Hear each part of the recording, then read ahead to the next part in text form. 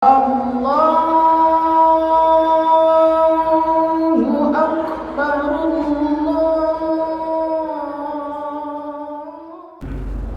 Assalamualaikum warahmatullahi wabarakatuh.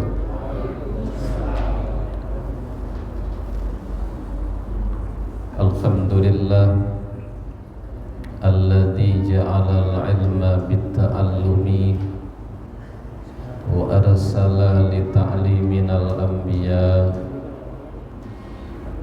Asyhadu an la ilaha illallah wahdahu la syarikalah alladzi yas'alul aba hal anqadhu minal jahlil azwaja wal abna. Wa asyhadu anna sayyidana wa nabiyyana Muhammadan abduhu wa rasuluh alladzi akhbara anna kulla ra'in mas'ulun an ra'iyatihi rijali wa nisa. Allahumma salli wa sallim wa barik ala sayyidina Muhammadin sallallahu alaihi wasallam wa ala alihi wa ashabihil ulama'il atqiya. Amma ba'du, qala Allah ta'ala fil Qur'anil Karim, a'udzu billahi minasy syaithanir rajim. Bismillahirrahmanirrahim.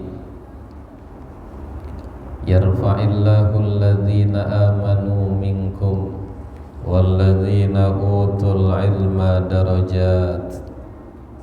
Wa qala an-nabiyyu sallallahu alaihi wasallam, man salaka tariqan yaltamisu fihi ilma sahalallahu lahu tariqan ilal jannah. Sadaqallahul azim wa sadaqa rasuluhun nabiyyul habibul karim. Wa nahnu ala dhalika minasy syahidin wasyakirin walhamdulillahi rabbil alamin. Segenap pengurus Masjid Jami Baitul Izzah yang saya hormati, para jamaah yang saya muliakan, kita sama-sama memanjatkan puji dan syukur kehadirat Allah Subhanahu wa ta'ala yang senantiasa mencurahkan rahmatnya, melimpahkan nikmatnya, sehingga alhamdulillah pada sore ini kita bisa bertemu kembali, hadir kembali di tempat yang mulia ini guna melaksanakan perintah Allah Subhanahu wa ta'ala. Alhamdulillah, baru saja kita bisa melaksanakan sholat maghrib berjamaah dan dilanjutkan dengan taklim.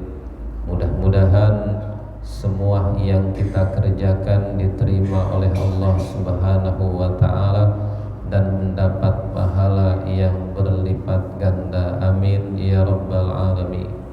Salawat dan salam mudah-mudahan Allah curahkan ke junjungan Nabi besar kita Muhammad sallallahu alaihi wasallam yang telah mengantarkan kita semua minadh dhulumati ilan nur, minadh dhalalah ilal huda. Para jamaah yang saya hormati,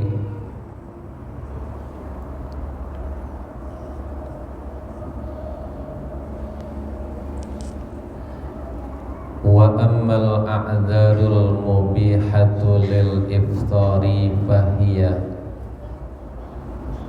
ada uzur yang mencegah terhadap sahnya puasa, ada uzur yang membolehkan berbuka puasa,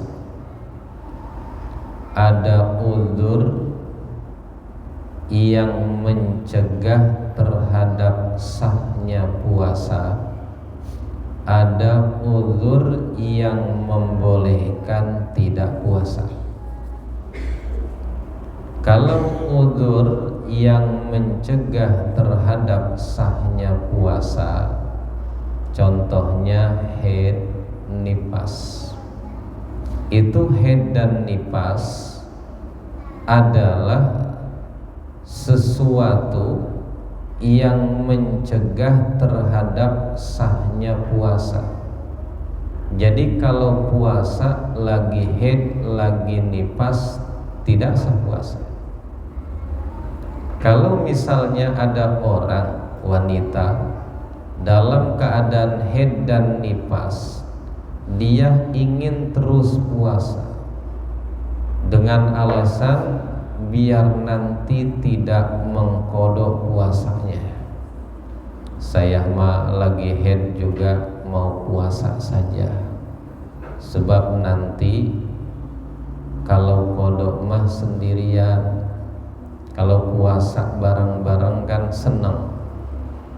Jadi dia walaupun haid nifas mau puasa saja, itu tidak sah puasanya, karena haid dan nifas sesuatu yang mencegah sahnya puasa dan mencegah sahnya sholat.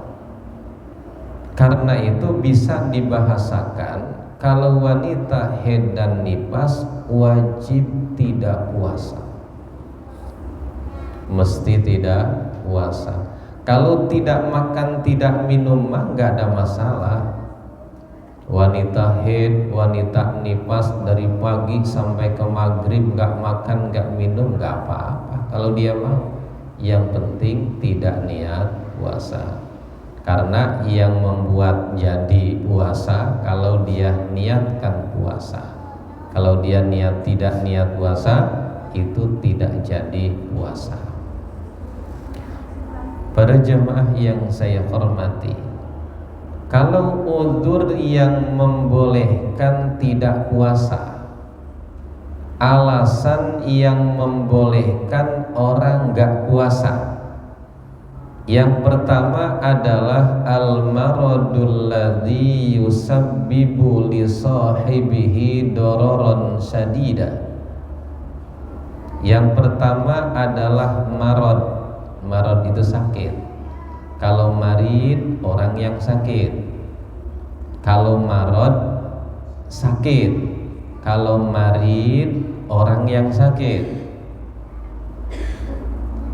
Kalau bahasa Arab harus jeli bahasanya. Sakit yang menyebabkan orang yang sakit itu menjadi bahaya yang sangat. Kalau dia sakit dipakai puasa, maka sakitnya makin payah. Kalau misalnya orang sakit itu dipakai puasa menjadi tambah parah sakitnya, makin sakit kalau dipakai puasa, maka alasan ini yang membolehkan orang kalau sakit boleh tidak puasa. Alasan yang membolehkan tidak puasa. Di bulan Ramadan kalau ada orang sakit yang kalau dia pakai puasa sakitnya makin payah, maka boleh dia tidak puasa. Bahasanya boleh nih ya, bahasanya boleh. Bagaimana kalau orang sakit, kalau dia sakitnya sudah parah, kalau dia pakai puasa dikhawatirkan bakal meninggal dunia, misal sampai meninggal dunia, itu bukan boleh tidak puasa, tapi dia wajib berbuka. Wajib berbuka. Amma inistaddal maradu awil alamu bihaizu khusiya ma'ahu ala nafsihil halaku wajabal fitru inda izin. Inda izin, ada hina izin, ada inda izin. Kalau orang itu sakitnya parah banget, dikhawatirkan akan celaka dirinya, akan membawa kepada kematian, maka wajabal fitru, bukannya boleh, tapi wajib tidak puasa ketika kondisi seperti ini. Jelas ya, di dalam Al-Quran ada penjelasannya ketika orang sakit boleh tidak puasa. Kemudian yang kedua, alasan yang membolehkan orang tidak puasa. Alasan yang membolehkan orang tidak puasa, boleh tidak puasa di bulan Ramadan, yaitu yang kedua, as-safarut tawilu alladzi la yakillu an salasatin wa samanina km. Di sini bahasa Arabnya km, kilometer itu maksudnya. KM ya. Bisarti ayyakuna safaran mubahan wa bisarti ayyastagriqas safara sa'iral yaum. Kedua adalah perjalanan jauh. Perjalanan jauh atau yang disebut safaran tawilah, perjalanan yang jauh yang tidak kurang dari 83 kilo. Syarat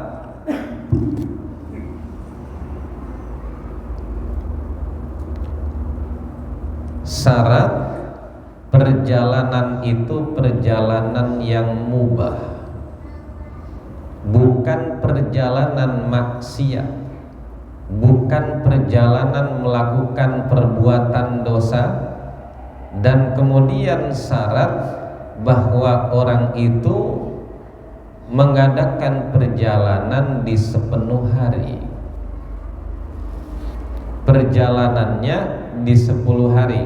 Saya ulang kembali, uzur atau alasan yang membolehkan orang tidak puasa, kalau dia tidak puasa di bulan Ramadan boleh. Alasan kedua, dia bepergian jauh yang jaraknya tidak kurang dari 83 km. Satu segitu tuh ya.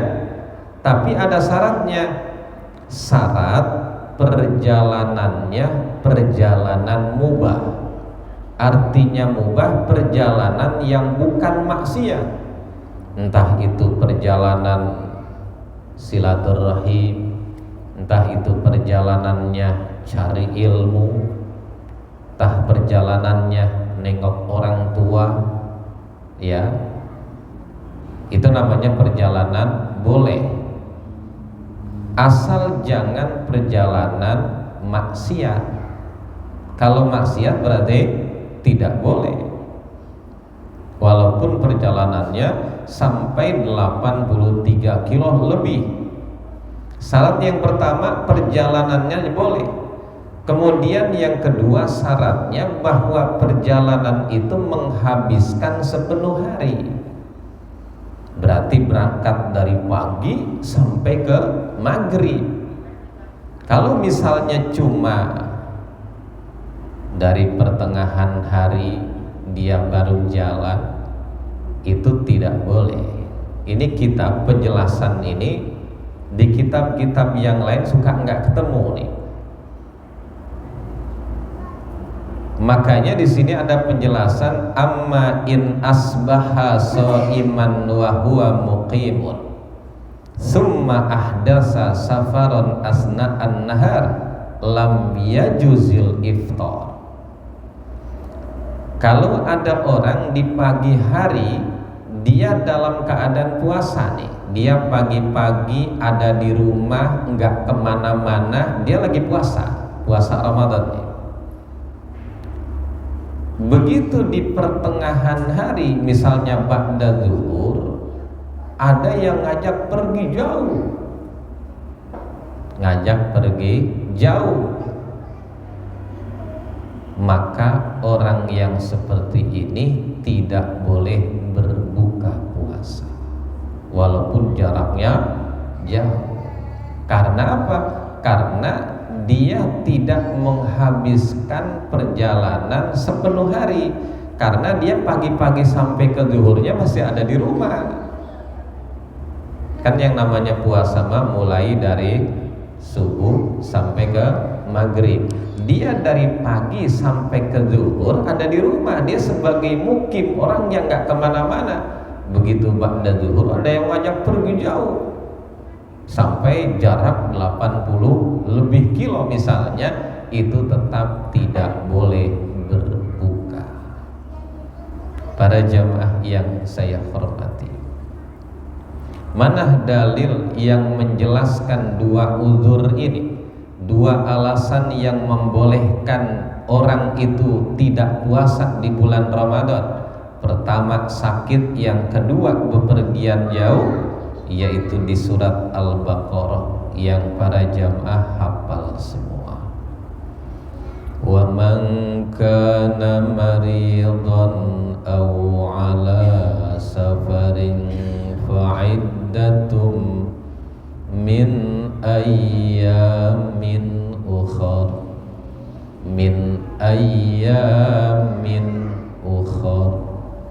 Kalau qiraat lain bacanya begini, min ayyamin ukhar. Wa man kana maridan aw ala safarin fa'iddatum min ayyamin ukhar. Tak ada qiraat yang baca gitu. Kita mah nggak boleh ngikutin. Kalau kita enggak belajar jangan ngikut. Walaupun kita ngedengar ada orang bacanya kayak gini nih, ya Haji Muammar ZA kalau baca begini diikuti, itu enggak boleh. Kayak seperti azifatil azifah, kalau Muammar azifatil azifah, kan gitu ya, itu jangan diikutin. Itu mah kita mah nggak boleh kalau kita nggak belajar. Kalau sudah belajar silakan, walaupun menggunakan qiraat yang berbeda dan digunakan untuk sholat nggak ada masalah. Yang penting kalau berjamaah makmumnya pada ngerti semua. Kalau misalnya makmumnya nggak ngerti, nanti makmumnya menganggap imam bacaannya salah, begitu kan? Iya. Bismillahirrahmanirrahim. Wadduhi wadah wallaili idza saja ma wadda'aka rabbuka wa ma qala walal akhiratu khairul laka minal uli. Coba dah kalau baca gitu aneh aja begitu ya. Itu qiraat Imam Waros, itu begitu bacanya. Kalau kita kan biasa baca qiraat siapa kita? Kita mau baca nggak tahu imamnya kita, ya. Kalau kita biasa ngikutin qiraat Imam Hafaz ya. Saya pernah belajar qiraat itu tuh, qiraat Imam Waros. Tapi saya punya guru pesen begini, kalau orang itu nggak ngerti ilmu nahwu shorof jangan diajari, karena itu sangat bergantung dengan itu belajar. Asal ada huruf elat itu biasanya dibaca imalah. Ada huruf elat, tahu huruf elat kan? Huruf elat alif, waw, iya. Kalau belajar tajwid mah huruf mad, alif, waw, iya. Kalau belajar tajwid itu huruf mad. Kalau huruf mad itu adalah huruf yang menjadikan huruf lain menjadi panjang. Kalau misalnya itu huruf nggak ada huruf madnya, nggak jadi panjang. Misalnya dal fathah da, kalau nggak ada alifnya da itu pendek, tapi ketika ada alif di depannya menjadi da, itu alif namanya huruf mad. Dal domah du pendek, tapi kalau di depannya ada waw mati maka du menjadi panjang, itu waw huruf mad. Dal kasroh mati pendek, ketika ada ya mati di depannya maka di itu menjadi panjang, iya itu adalah huruf mad. Bagaimana kalau iya-nya mati tapi dalnya tidak kasroh, atau waw mati dalnya tidak dhammah, maka itu tidak panjang. Wah, udah paham semua lah gitu. Wa man kana maridhan aw ala safarin, siapa orang yang dalam keadaan sakit, safa wong kang ana yasiman, maridon iku wong kang gering. Paham nggak? Orang Jawa, Jawanya Jawa Banten dulu. Siapa orang yang sakit aw ala safarin, atau dalam keadaan perjalanan, maka dia boleh berbuka puasa, cuma dia wajib menggantinya pada hari yang lain. Nanti setelah selesai Ramadan diganti sesuai dengan banyak hari dia tidak puasa. Kalau dia tidak puasa waktu sakit atau dalam bepergiannya 3 hari, maka nanti wajib mengkodoknya 3 hari pula, sesuai dengan banyak hari yang dia tidak puasa. Para jemaah yang saya hormati, itu 2.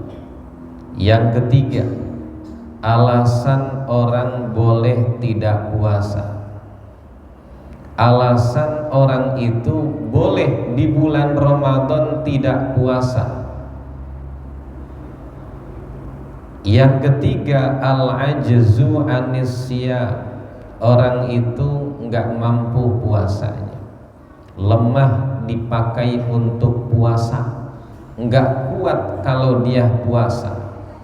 Saya kalau ngomongin nggak kuat puasa, ingat punya istri. Istri saya pernah sakit 3 tahun, sakit kepala. Itu berobat kemana saja. Namanya orang sakit nggak pengen sembuh, diunjukin ke sana, ikut ke sana, dibilang ke sana, di sana, ke sana. Begitu dulu itu. 3 tahun nggak sembuh-sembuh.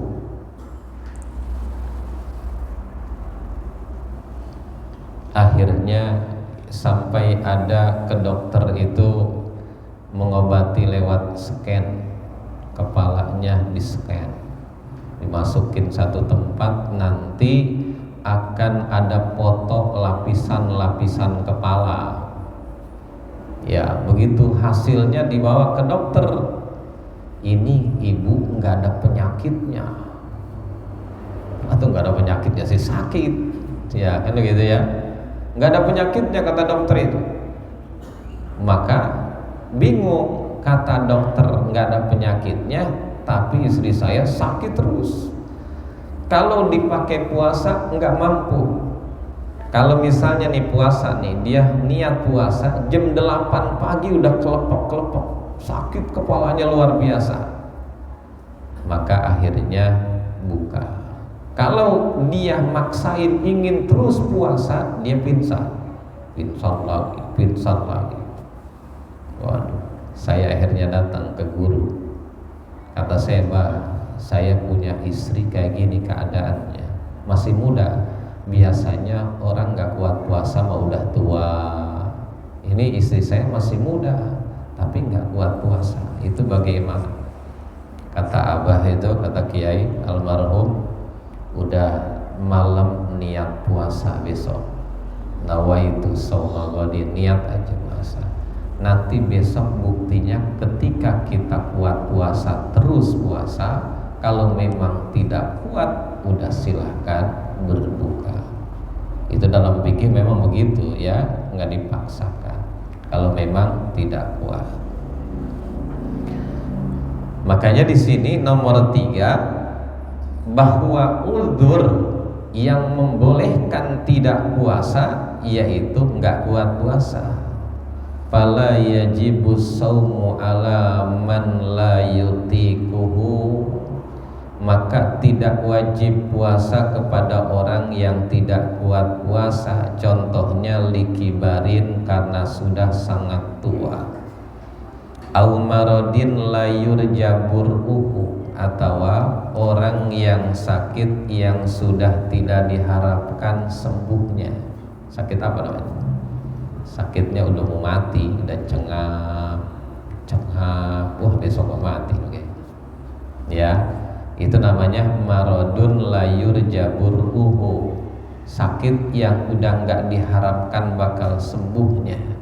Li'anna sauma innama yajibu ala man yaqdiru alaih, puasa itu kan diwajibkannya kepada orang yang mampu puasa. Ketika tidak kuat puasa, maka dia tidak dipaksa puasa. Dalilnya dalam Al-Quran, wa 'alal ladzina yutiqunahu fidyatun ta'amu miskin. Nah, qiraat baca Quran tuh ada begini, wa 'alal ladzina yutiqunahu fidyatu ta'ami miskin. Ada baca begitu. Makanya ngaji mau nggak ada ujungnya ngaji. Jadi kalau baca ta'amu fidyatu ta'ami miskin, berarti lafaz fidyah, ta'ami dan miskin itu semua diidofatkan. Mudhof ilaih, mudhof ilaih. Paham Pak? Mudhof ilaih tahu? Idofat namanya. Dua kata yang digandeng namanya mudhof ilaih. Yang pertama namanya mudhof, yang kedua mudhof ilaih. Setiap mudhof tidak boleh beralif lam dan tidak boleh bertanwin. Kemudian mudhof ilaih wajib dia itu jar selamanya. Wal mudhofu ilaih majrurun abadah. Yang namanya mudhof ilaih itu dijarkan selamanya. Makanya begini, ada lafaz kalimatu haqqin, itu baca begitu boleh. Kalimatul haqqi boleh, ya. Kalau beralif lam nggak boleh tanwin.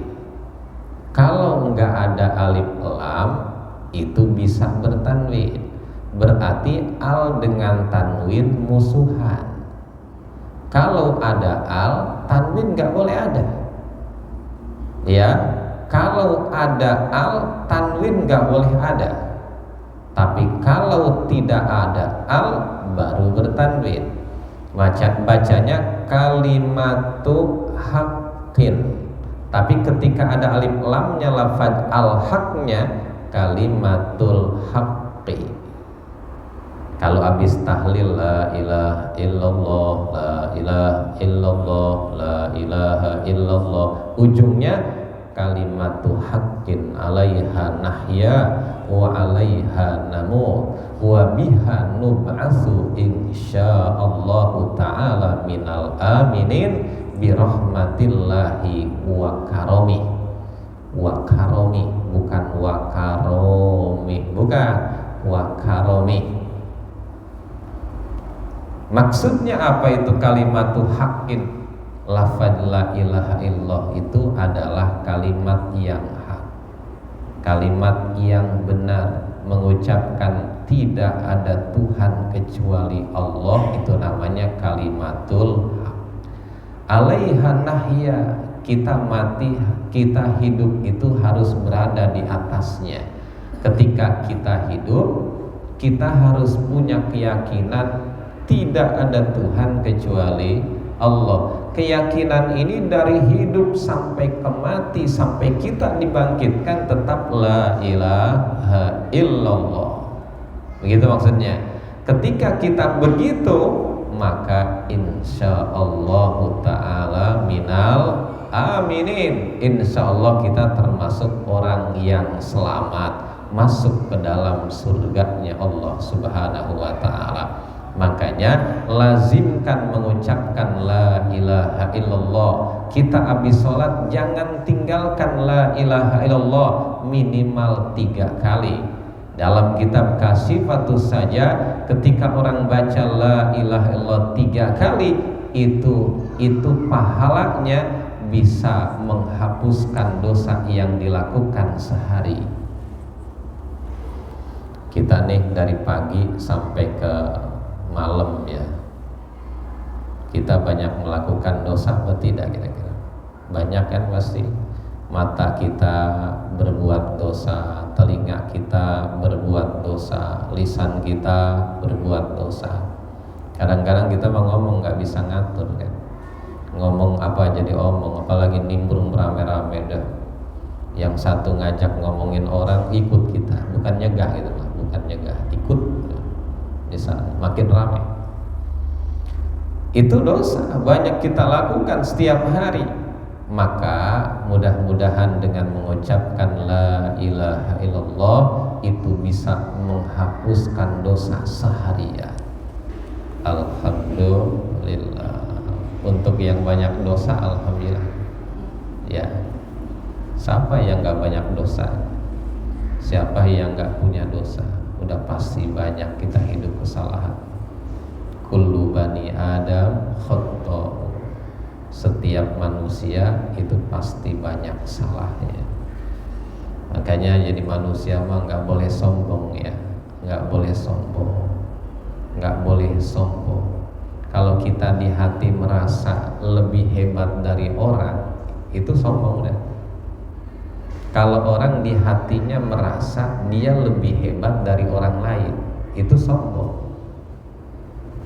Kalau orang punya sifat sombong, walaupun sedikit, itu tidak akan masuk surga. Kata siapa? Nabi kita Muhammad sallallahu alaihi wasallam bersabda, la yadkhulul jannah man kana fi qalbihi misqalu dzarratin min kibrin. Ada min kibrin, ada minal kibri. Nah itu. Ya, ada yang beralif lam, ada yang tidak beralif lam. Artinya apa?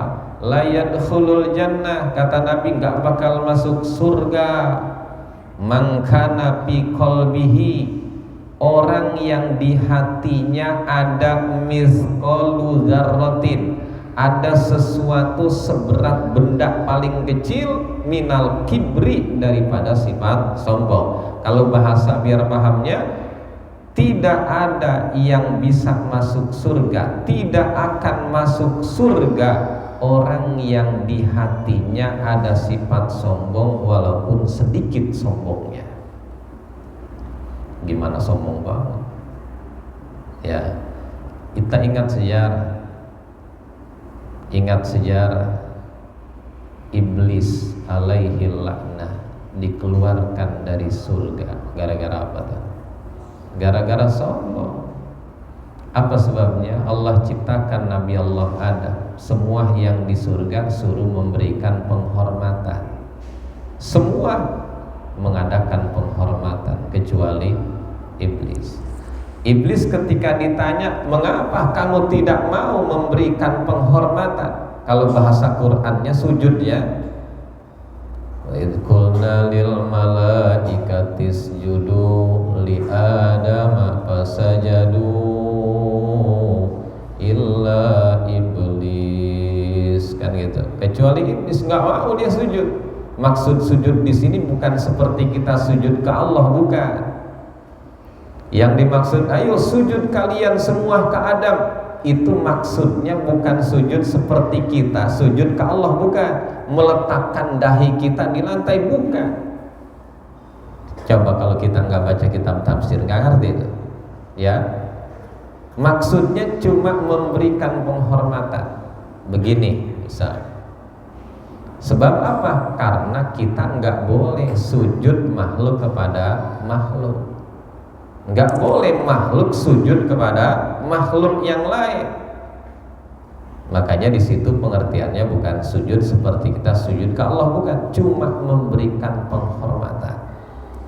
Mengapa tidak mau? Itu iblis ketika ditanya Allah, jawabannya ana khairun minhu. Ya kan?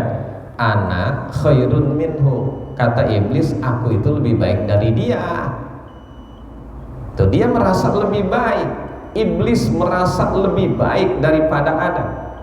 Itulah yang disebut sombong. Maka akhirnya dengan sebab itu dia dikeluarkan dari surganya Allah. Yang udah di surga aja keluar gara-gara sombong, apalagi kita yang belum masuk. Kita belum masuk, udah sombong, ya nggak masuk kayaknya begitu. Nah itu kita berarti harus belajar bahwa kita itu jangan sampai punya sifat sombong. Sampai-sampai Imam Ghazali rahimahullahu ta'ala mengajarkan kita supaya tidak sombong itu begini. Kalau kita berhadapan dengan yang lebih tua, kita harus anggap yang lebih tua lebih baik dari kita. Berpikirnya karena yang tua itu lebih banyak ibadahnya daripada kita yang masih muda. Jadi kita nggak sombong sama yang tua. Kalau kita berhadapan dengan yang lebih muda, kita anggap yang muda lebih baik dari kita, biar kita nggak sombong. Bisa jadi kalau yang muda mah dosanya masih sedikitan ketimbang kita yang hidup sudah lama. Nggak sombong tuh kita sama anak muda. Kita berhadapan dengan orang alim, kita anggap orang alim lebih baik dari kita karena punya keunggulan yang diberikan Allah. Dan bahkan kata Imam Ghazali, biar kita nggak sombong berhadapan sama yang bodoh aja, jangan kita anggap kita lebih baik dari dia. Bagaimana berpikirnya? Kata Imam Ghazali begini, kalau orang bodoh melakukan kesalahan karena bodohnya masih mending daripada yang ngerti tapi melakukan kesalahan. Betul nggak kira-kira? Orang melakukan kesalahan karena nggak tahu, karena bodoh, itu masih agak mending ketimbang padahal mah dia ngerti, tahu banget, dalilnya aja ngerti, tapi dia melakukan kesalahan. Para jamaah yang saya hormati, demikian dulu yang dapat saya sampaikan pada kesempatan ini. Mudah-mudahan apa yang saya sampaikan bermanfaat buat kita semua. Mohon maaf apabila ada kesalahan dan kekurangan. Terima kasih atas segala perhatian. Hadanallahu wa iyyakum ajma'in. Wassalamualaikum warahmatullahi wabarakatuh. Allah